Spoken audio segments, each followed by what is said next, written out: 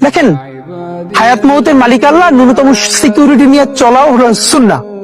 কিন্তু আমাদের লড়াইটা হলো, আমার মা স্বাভাবিকভাবে কান্নাকাটি করেন, আমার পরিবার সবাই। তো আমি আমার মাকে বলেছি যে দেখো, মানে আমরা যে লড়াই নেমেছি, আমার একটা মনে হয় কি, কোন রাজনীতিবিদের না বাসায় মৃত্যুটা হইতে পারে না, এটা কোনো ভালো মৃত্যু না। যিনি রাজনীতি করেন, যিনি লড়াই করেন, যিনি বিপ্লবী, যিনি সংগ্রামী, তার মৃত্যুটা হবে একটা সংগ্রামের মধ্যে দিয়ে, একটা রাজপথে, একটা গ্লোরির মৃত্যু। আমি তো ভীষণ ভাবে প্রত্যাশা করি, আমি ছোটবেলা থেকে এই স্বপ্নটা দেখি, অনেক জায়গায় বলেছি, যে একটা তুমুল মিছিল হচ্ছে অন্যায়ের বিরুদ্ধে।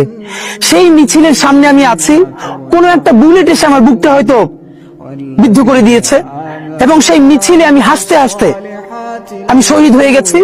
এবং সবাই যখন মৃত্যুটাকে ভীষণ ভয় পায়, আমি তখন হাসতে হাসতে আল্লাহর কাছে ভীষণ সন্তুষ্টি নিয়ে পৌঁছতে চাই যে আমি একটা ন্যূনতম ওই জীবনটা লিড করতে পারলাম, যে আমি একটা ইনসাফের হাসি নিয়ে আমি আমার আল্লাহর কাছে পৌঁছতে চাই।